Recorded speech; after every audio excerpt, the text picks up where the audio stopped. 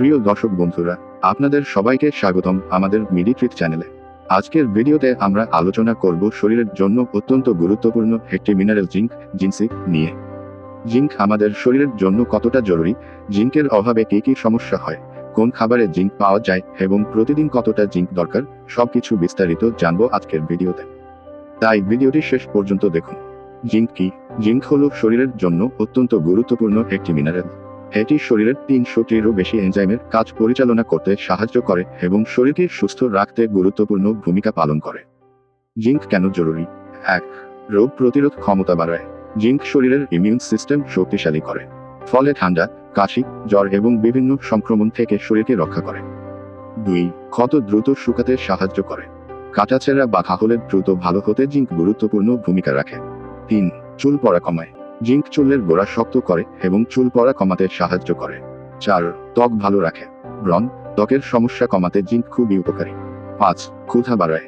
জিঙ্কের অভাবে অনেক সময় ক্ষুধা কমে যায়। জিঙ্ক ক্ষুধা বাড়াতে সাহায্য করে। 6. পুরুষদের জন্য বিশেষ গুরুত্বপূর্ণ। জিঙ্ক টেস্টোস্টেরন হরমোন বৃদ্ধি করতে সাহায্য করে এবং যৌন স্বাস্থ্যে গুরুত্বপূর্ণ ভূমিকা রাখে। 7. শিশুদের বৃদ্ধি ও বিকাশে সাহায্য করে। শিশুদের শারীরিক ও মানসিক বিকাশের জন্য জিঙ্ক খুব গুরুত্বপূর্ণ।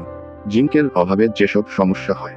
জিঙ্কের অভাবে শরীরে বিভিন্ন সমস্যা দেখা দিতে পারে, যেমন দুর্বলতা, চুল পড়া, ক্ষুধা কমে যাওয়া, রোগ প্রতিরোধ ক্ষমতা কমে যাওয়া, ক্ষত দেরিতে শুকানো, ত্বকের সমস্যা, যৌন দুর্বলতা, শিশুদের বৃদ্ধি কমে যাওয়া।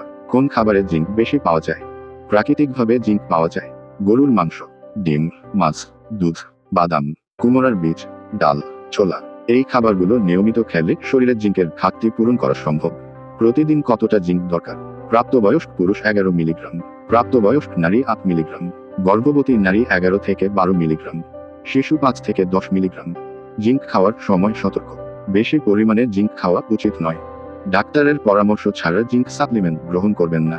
অতিরিক্ত জিঙ্ক খেলে বমি বমি ভাব ও পেটের সমস্যা হতে পারে। শরীর সুস্থ রাখতে জিঙ্ক অত্যন্ত গুরুত্বপূর্ণ একটি মিনারেল।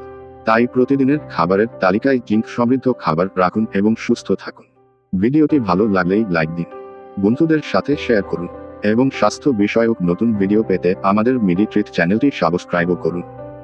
ধন্যবাদ সবাইকে। সুস্থ থাকুন, ভালো থাকুন।